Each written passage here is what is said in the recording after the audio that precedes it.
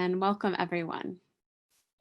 Welcome to the Unitarian Universalist Church of Columbia Online, a congregation striving to embody courageous love, radical welcome, and deep connection. Now more than ever, we are grateful to gather, to remember that our church is not a building, but a beloved community of all of us together. I'm the Reverend Molly Housh Gordon, the minister of this congregation, and I am so glad to welcome you to our community. Although we miss gathering in person on Sundays, the online services have given us the opportunity to connect with people we might not have met otherwise. And so we want to welcome participants from all across Missouri and indeed across the country. A particularly warm welcome to our friends at the Jefferson City Unitarian Universalist Fellowship, as well as to all of you. A few comments about protocol for today's online worship. We are in Zoom and streaming live on Facebook. For those of you with us on Zoom, we are in webinar mode, so we can't hear or see you. Feel free to eat your breakfast in your PJs. Don't worry if your house is noisy. You will be able to say hello and interact with the service, however, through the chat feature. So please do feel free to engage with that feature. Make sure you select panelists and attendees so everyone can see your comment. And be sure to have that turned on if you wish to share a joy or sorrow when we reach that portion of the service. If this is your first time worshiping with us, we'd like to invite you to fill out a digital visitor's card at the link that's going to be provided in the chat to let us know a little bit about you and what you're looking for in this community.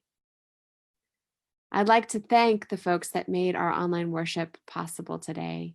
Thank you to our tech hosts, Jenny Boseller and Linda Valentine, to our worship associate, Todd Iveson, and to our religious educator, Jamila Batchelder, music director, Jeremy Wagner, and pianist Hans Hareth. Please relax and enjoy our prelude from Hans.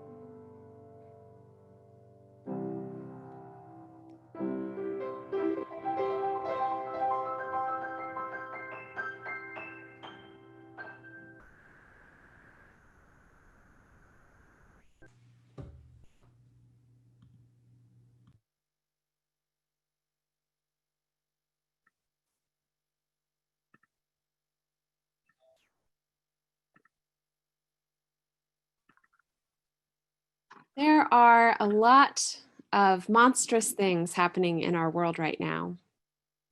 From the sneaky, scary virus impacting everything about our lives, to the abusive and terrible systems of domination and oppression shaping the world around us, to the cruelty of some of the people in positions of power.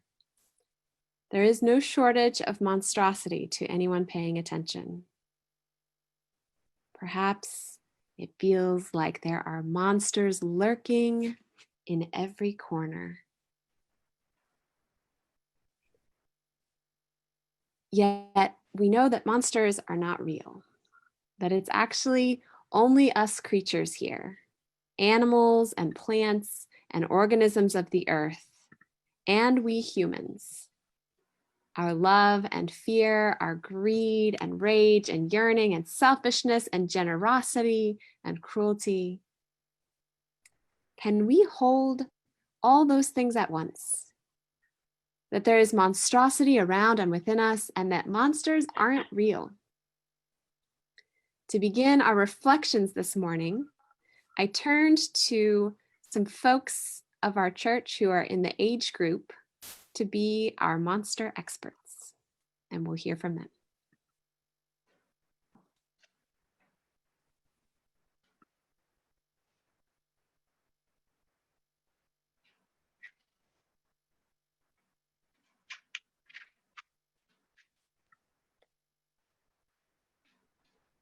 And a note to our tech host, I think you may need to start over and share the screen optimized for video so that you can share the audio of the video.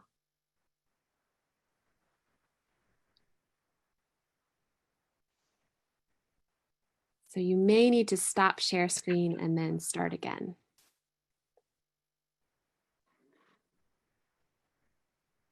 There we go. Sometimes the monsters are lurking in the wires of the internet.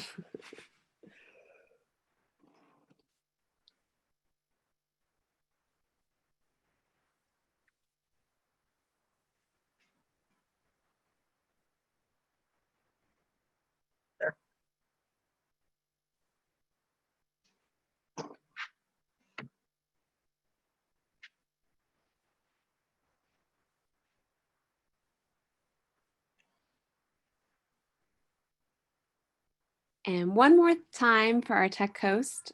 I actually have this video on my computer, so I'll give it a shot and share it straight from here. That's all right. Thanks everyone for your patience. We'll have this running in just a second.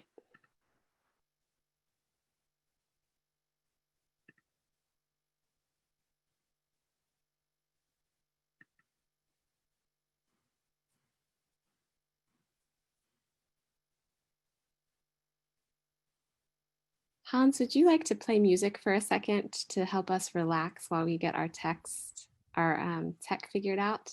Sure. Thank you.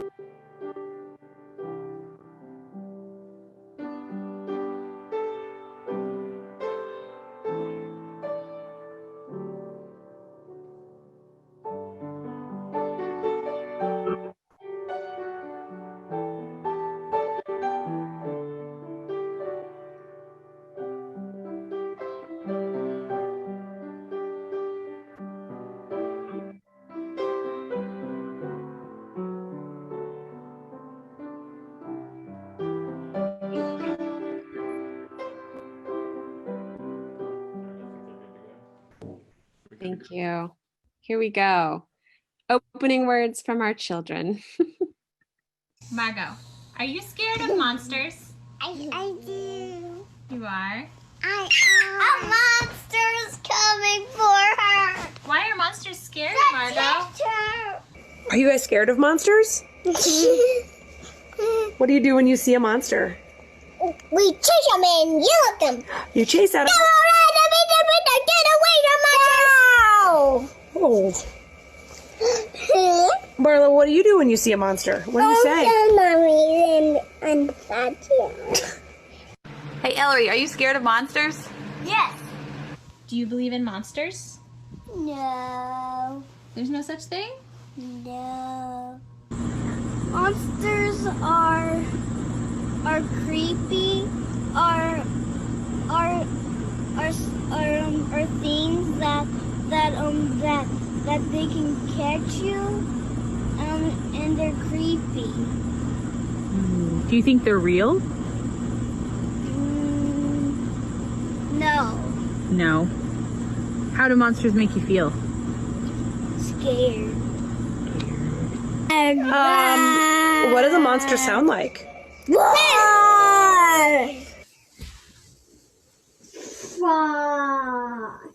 Roar! Stop! Let me get a nice unicorn now.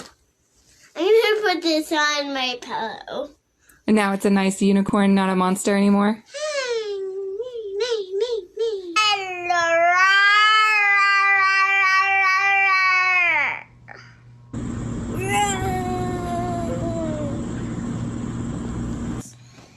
Margot, there's no monsters here. Margot. No, but. Margot? Margot. Margot. Margot. Margot, are there any monsters? No. There's no monsters? No. That's good. There's no monsters, Mom.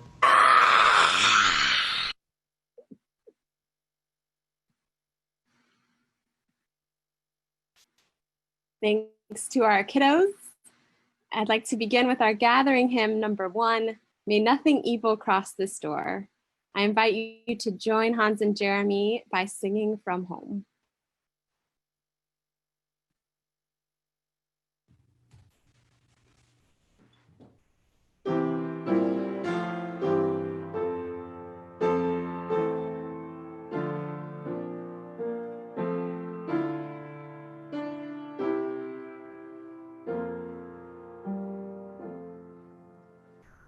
May nothing evil cross this door, and may ill fortune never pry about these windows. May the roar and rain go by.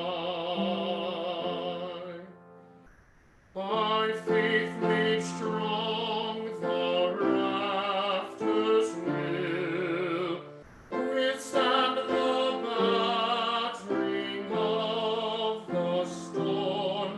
This heart, though the world grow chill, will keep you warm. Peace shall walk softly through these rooms, touching our lips with holy wine, till every casual corner blows into our shrine. With laughter drown the raucous shout, and though these sheltering walls are thin, may they be strong to keep it out and hold love in.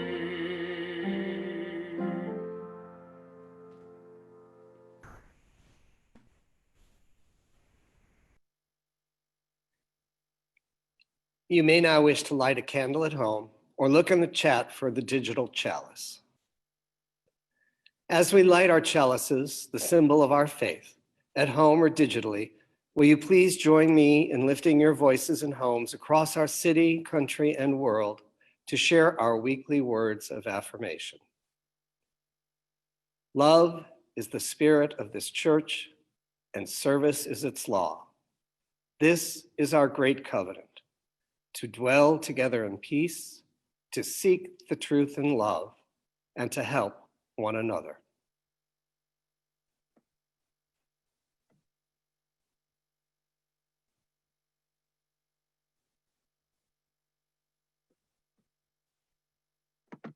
Good morning.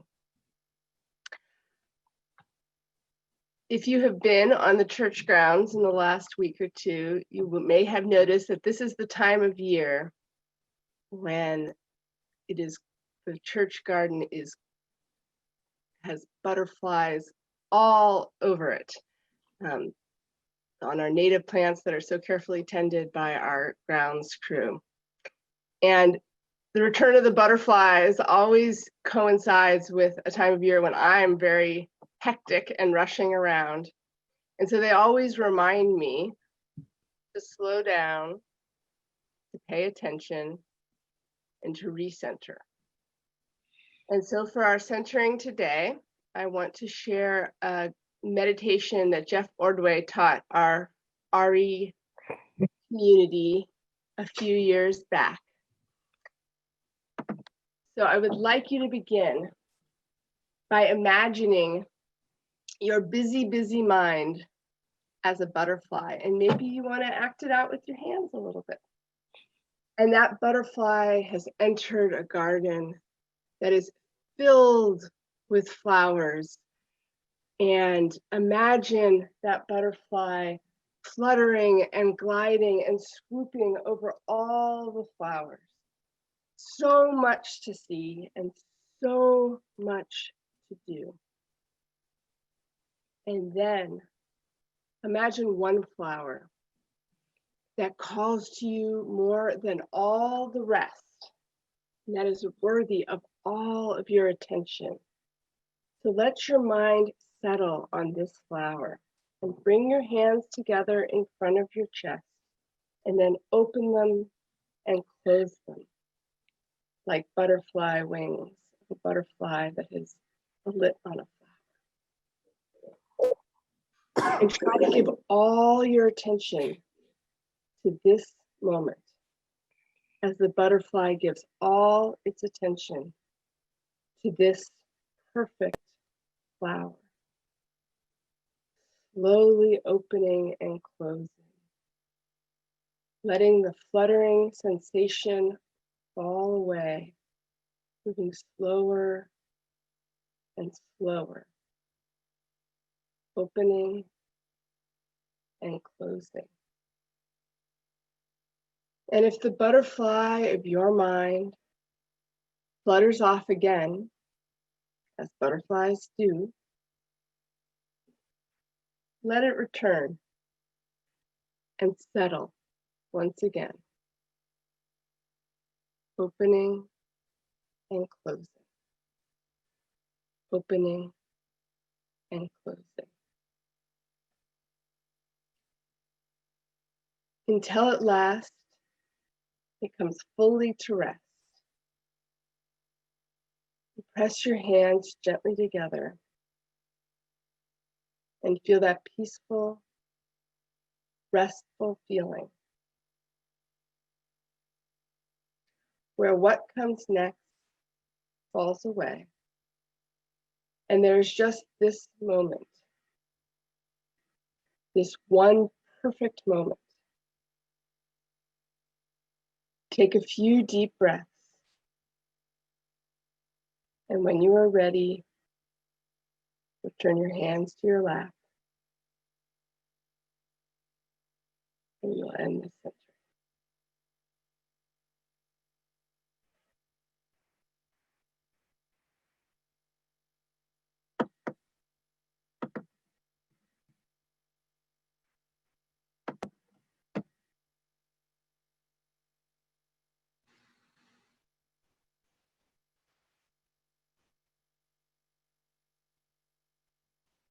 Thank you, Jamila, for giving us a grounded place in which to hold one another.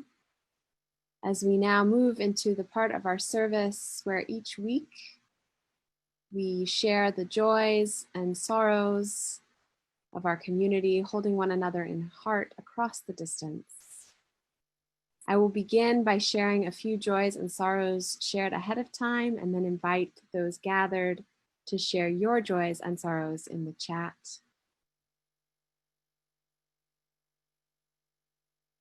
We join our hearts with Carol and Alan Arnold, who share the joy and are thrilled to announce that their son Ian is now engaged to his sweetheart, Zhao Zhao Du, and they will be married this coming October. Congratulations to them.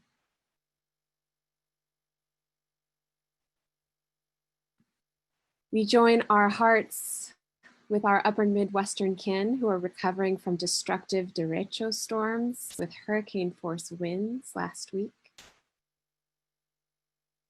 Let us join our hearts with all those on the Gulf Coast, bracing for a double whammy of storms Marco and Laura this week. Let us join our hearts in sorrow and care for all that is being destroyed and threatened by wildfire in California. And let us join our hearts and our commitments with all the ravages of climate change across the world. We join our hearts in a prayer of well-being for University of Missouri staff, faculty, and students, and our whole community. We particularly join Jamila in sending loving care to all those beginning their freshman year of college in circumstances they never could have imagined and that none of us would have hoped for them. Let us join our hearts in remembering all impacted by impossible and untenable decisions at the university level and beyond, forced into those things by the cruelty of our economy and decades of defunding. Let us join our hearts with our community's kids and parents and teachers as those same forces combine to create real anxiety and danger as we contemplate schooling, impossible logistics and schedules for the lives and families of folks already stretched thin, and just a lack of good options for any of us. Let us hold all of that together. Let us join our hearts in prayer for safety and just conditions and fair pay for every essential worker everywhere. Let us join in prayer for the U.S. Postal Service being impacted by political games. And let us think of all those awaiting essential mail. Let us join our hearts and commitments for the right to vote safely and have confidence that our voices will be heard and counted. And let us hold our spirits exhausted by all of this and more as we now share the joys and sorrows shared in the chat. We join our hearts with Mel in concern and love and hope for Lucius getting his continuous glucose monitor today. Excited to not have to prick fingers or worry about low blood sugar while sleeping or playing. Blessings upon that. We join our heart with Sydney, who shares joy to start school in September.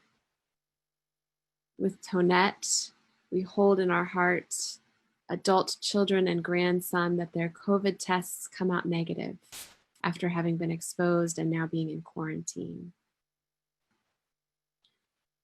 We join our hearts with Kate, who shares joy that their job is safe and concern that they might be looking at more surgery on their right wrist.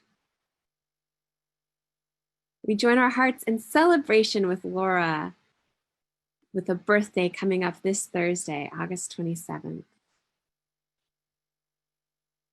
We join our hearts with Megan in celebrating Lance, whose 47th birthday is coming up on Tuesday. We join our hearts with Barb in holding her friend Adam in our hearts.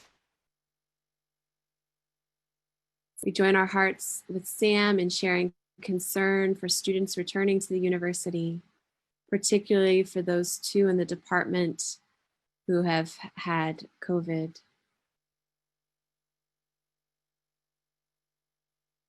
We join our hearts with Sarah, who shares much sorrow this weekend from the loss of an extended family member to cancer and the additional grief and sorrow for not being able to gather and support in person. We join with all who share such sorrow and such difficulty and challenge in being unable to hold one another. We join our hearts with Sarah, who shares sorrow for some pain in another congregation. We join our hearts in caring wishes with Becky, sending Naomi off to the dorm and hoping she'll get to stay a while. We join our hearts with Jean, celebrating the 40th birthday of son Joe. And for Jamila, sending care to family in California who can't gather inside because of COVID and now can't gather outside because of smoke from wildfires.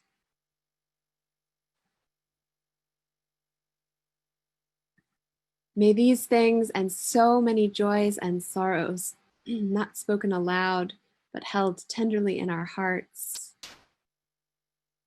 be held in love. May we be held in love, a love that is between us and among us and through us, and that is yet somehow also beyond us and greater than us. We're going to sing a hymn now by a beloved UU theologian, Rebecca Parker, who wrote the words with the music by Elizabeth Norton. There is a love holding me, and then the second verse, there is a love holding us. I invite you to join in singing from home. This is a grid play video that I think I made in like the second week of quarantine. So we're doing a throwback this morning for this hymn. I invite you to sing along from home. And we'll see if we can get it going from our tech host, and if not, then I will share it.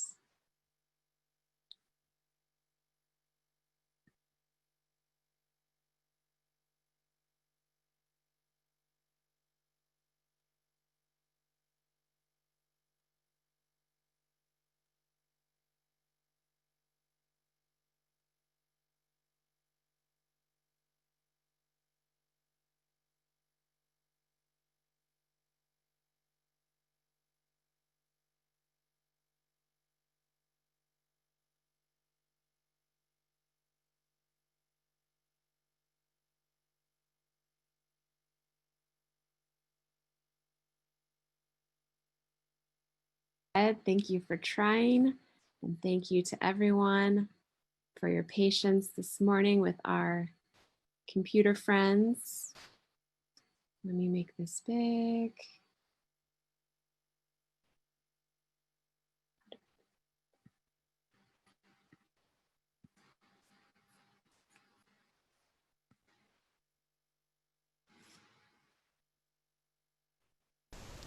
There is a love holding me. There is a love holding all that I love. There is a love holding all. I rest in this love. There is a love holding us. There is a love holding all that we love. There is a love holding us. We rest in this love. There is a love holding us. There is a love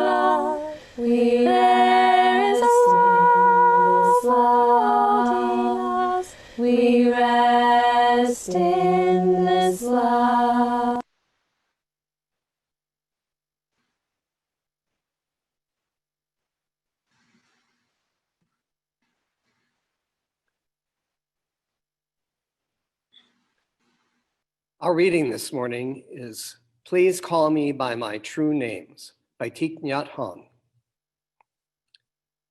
Don't say that I will depart tomorrow. Even today, I am still arriving. Look deeply. Every second I am arriving to be a bud on a spring branch, to be a tiny bird with still fragile wings, learning to sing in my new nest, to be a caterpillar in the heart of a flower, to be a jewel hiding itself in a stone. I still arrive in order to laugh and to cry, to fear and to hope. The rhythm of my heart is the birth and death of all that is alive. I am a mayfly metamorphosing on the surface of the river, and I am the bird that swoops down to swallow that mayfly. I am a frog swimming happily in the clear water of a pond, and I am the grass snake that silently feeds itself on that frog. I am the child in Uganda, all skin and bones, my legs as thin as bamboo sticks. And I am the arms merchant selling deadly weapons to Uganda. I am the 12-year-old girl, refugee on a small boat, who throws herself into the ocean after being raped by a sea pirate. And I am also the pirate, my heart not yet capable of seeing and loving. I am a member of the Politburo with plenty of power in my hands. And I am the man who has to pay his debt of blood to my people, dying slowly in a forced labor camp. My joy is like spring, so warm it makes flowers bloom all over the earth. My pain is like a river of tears, so vast it fills 4 oceans. Please call me by my true names, so I can hear all my cries and laughter at once, so I can see that my joy and pain are one. Please call me by my true names, so I can wake up and the door of my heart could be left open, the door of compassion.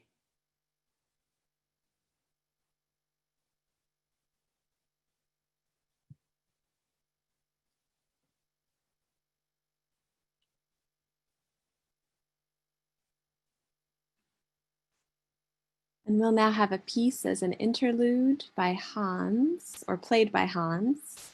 The piece is by Bach. And there we go.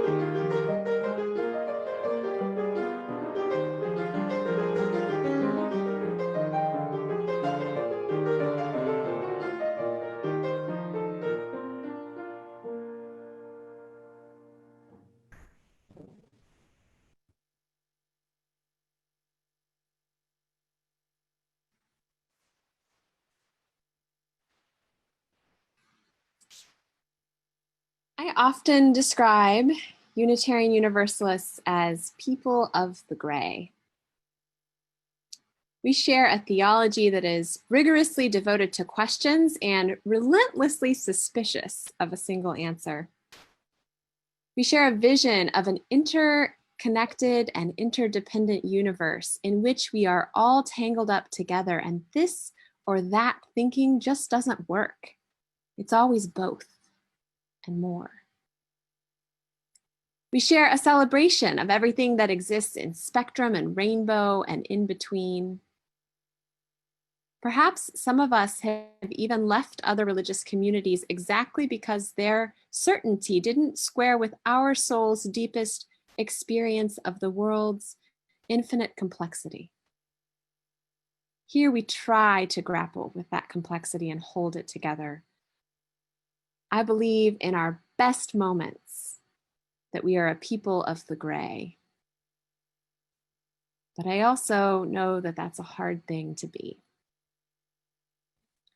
My oldest daughter has gotten into the Marvel franchise, and we've been talking a lot lately about various superheroes and their nemeses, the good guys and the bad guys.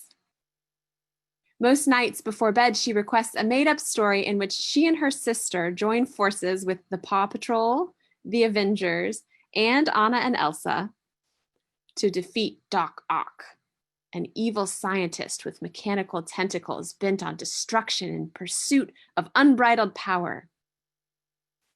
A classic good guys versus bad guys story.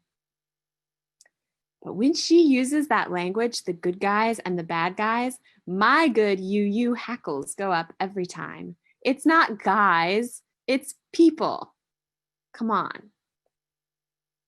But also, it's not good people and bad people.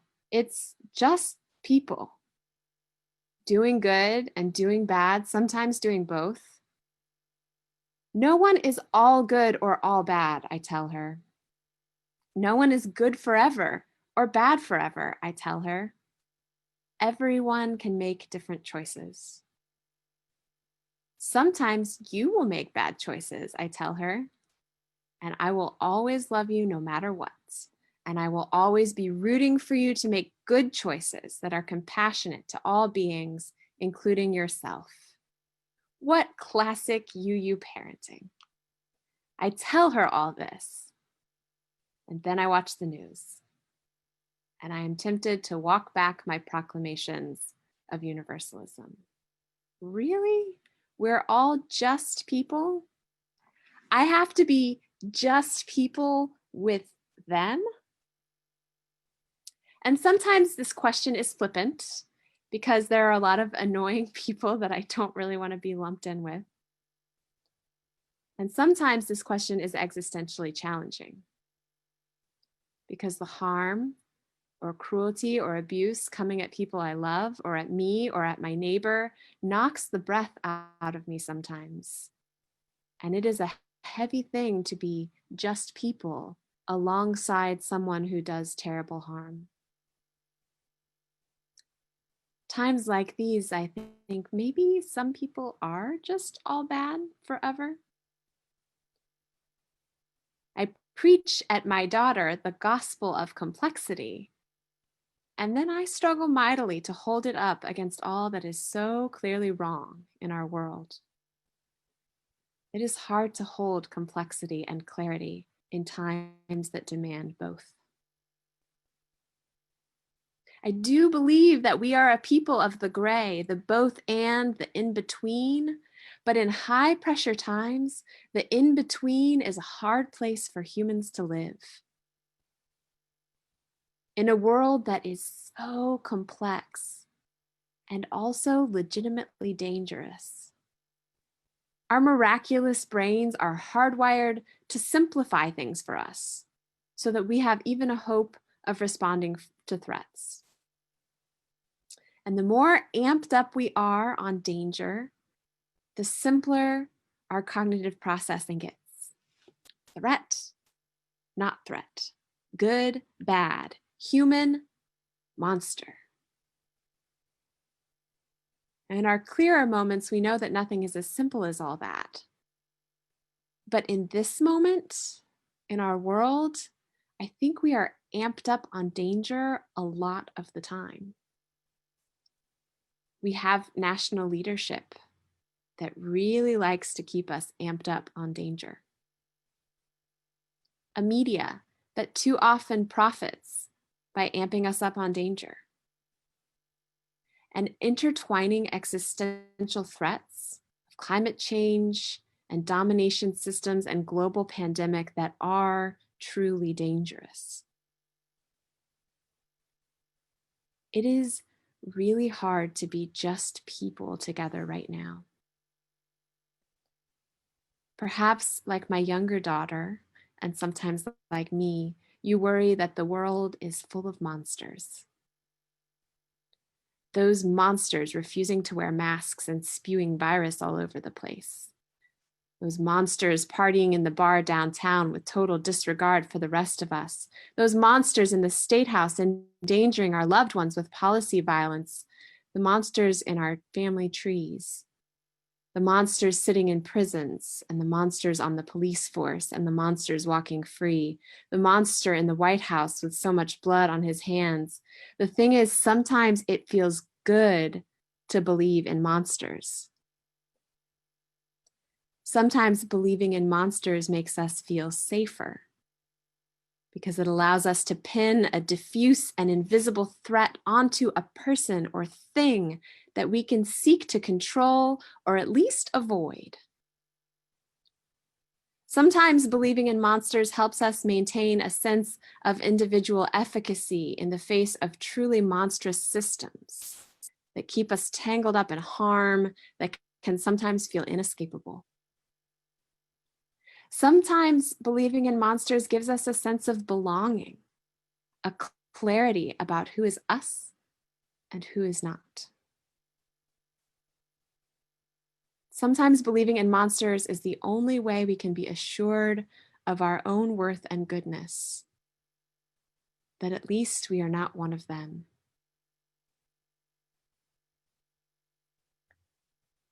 But those people who aren't wearing masks and who are partying in bars and who are in our legislature and who are in our family trees and who are caught in cycles of harm that loop and loop, and even who are governing us,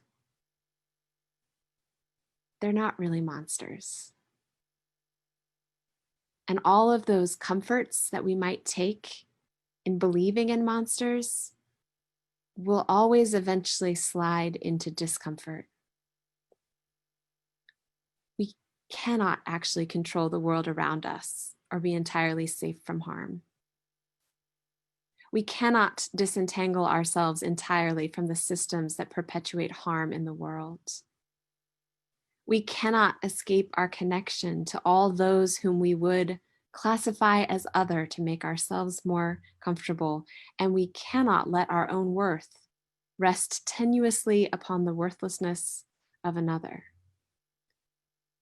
Because if there are monsters, then how do we know that we aren't one of them?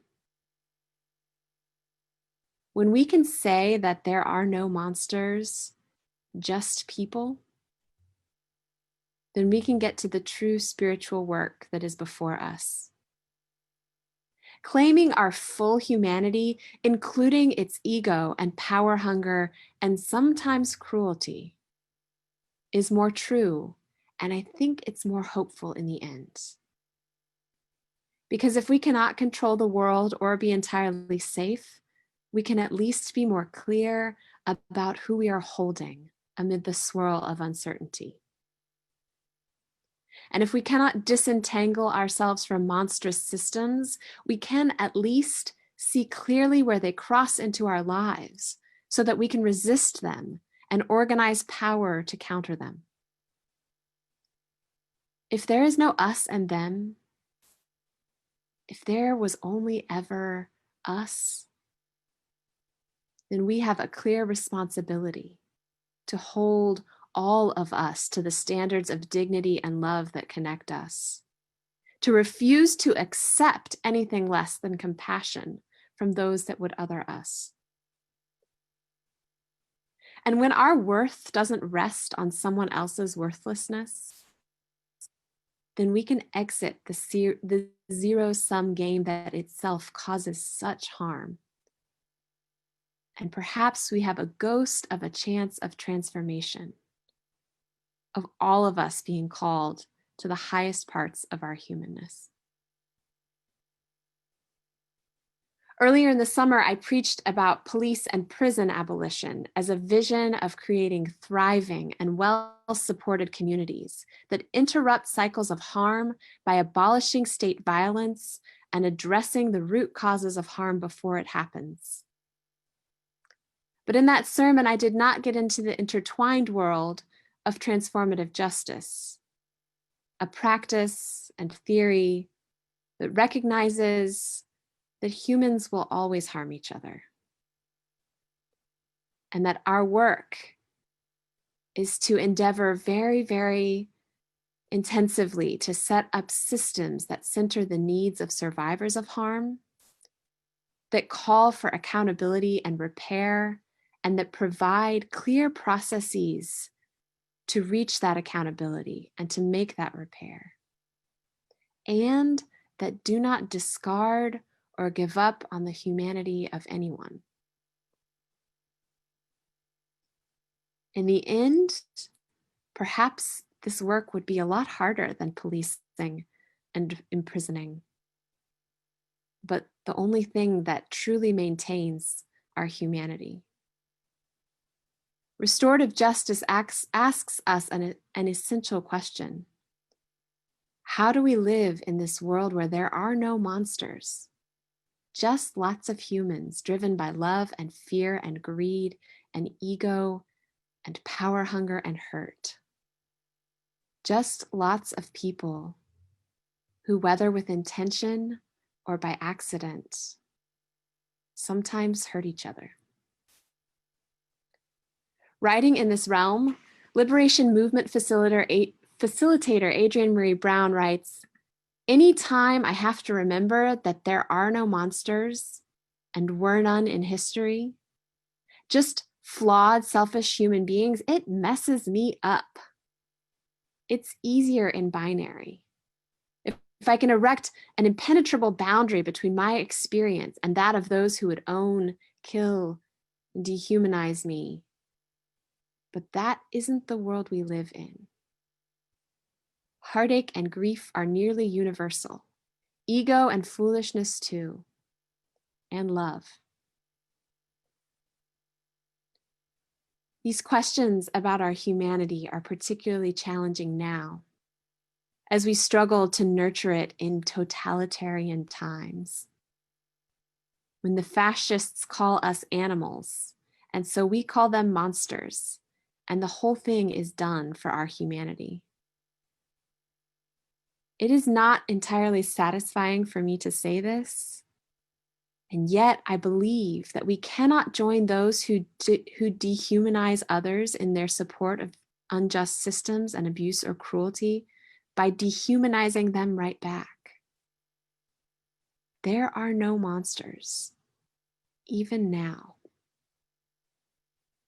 Now, don't get me wrong, there is monstrosity.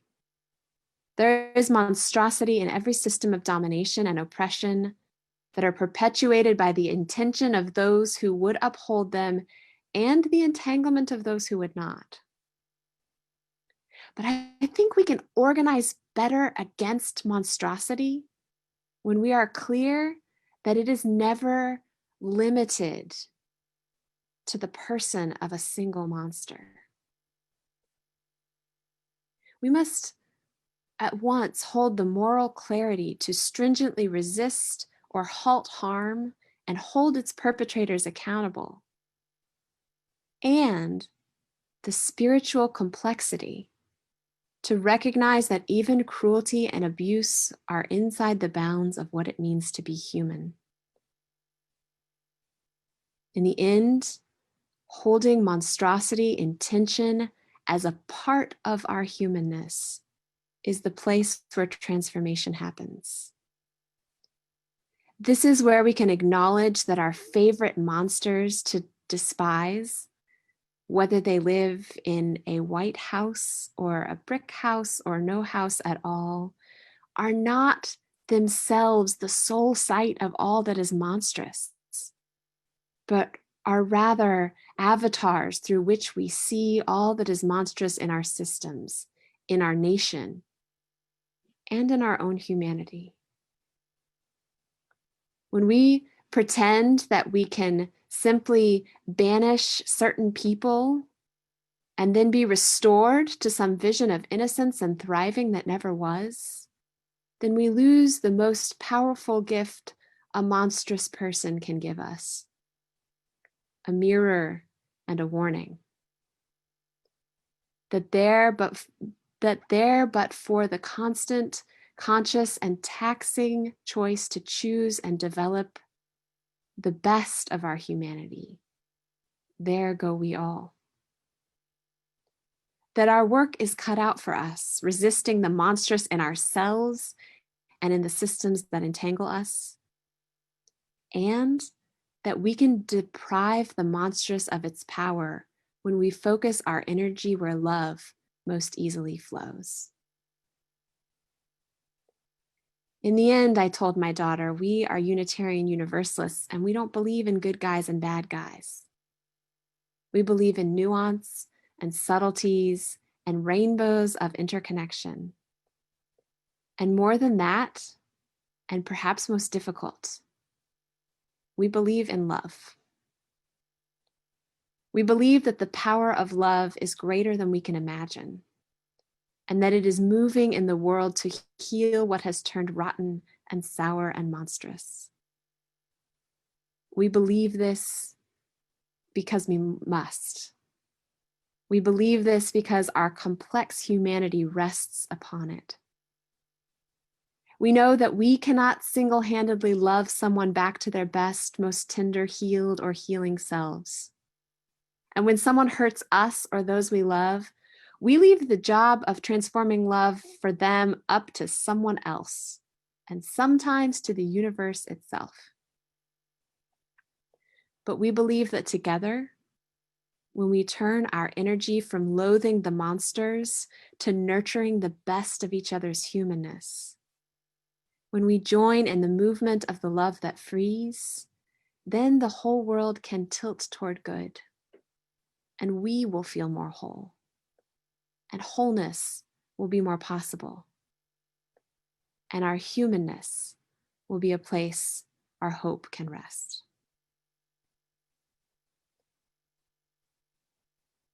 We're going to join now in singing a hymn. If you would like or feel able, it's not one we sing a lot, so you may choose to just listen to pick up on the melody. It's got lyrics by my colleague, the Reverend Kendall Gibbons, to hold this complexity of the broken and whole in us. It's called From the Crush of Wealth and Power, and I'll invite Jeremy and Hans now to lead us.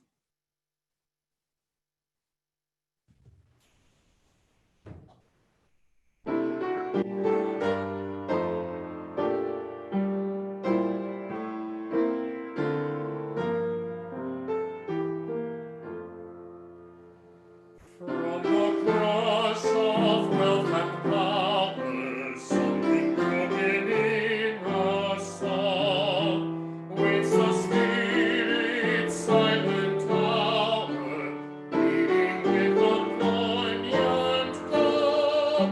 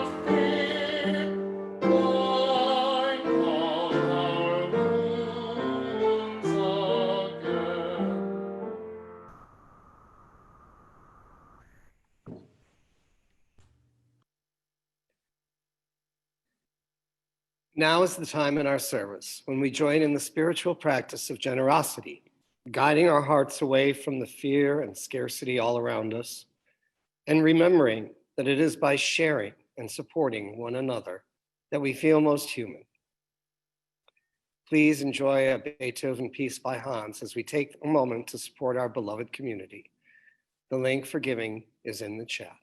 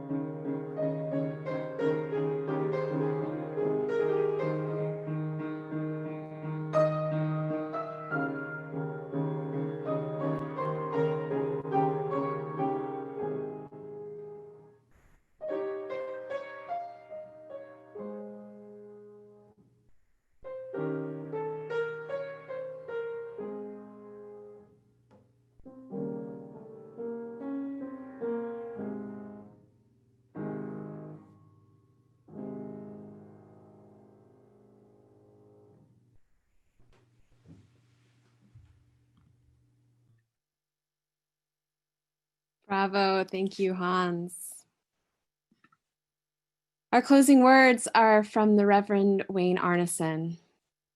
Take courage, friends. The way is often hard, the path is never clear, and the stakes are very high.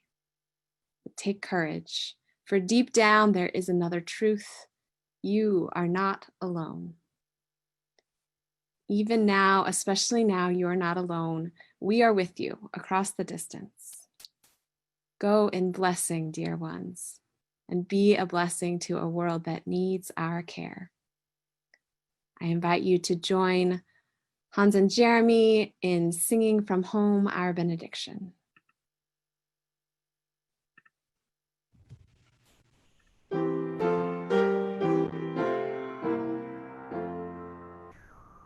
Now on leaving one another, may we give of hand and heart.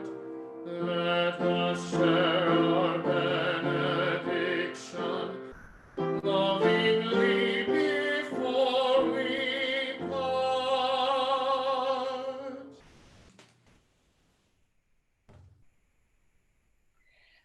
Please do join us next week for our water ceremony, our beloved annual ritual, which we will of course be doing differently, but enjoying nonetheless this year. We will have a fun multimedia service online at 10:30, and then we will be having a drive-through water gathering at 2 p.m. So please look out in your email and on our website for more details on next week's water ceremony service. And I'd like to invite you now to join us for coffee hour so that we can see each other's faces and chat and catch up.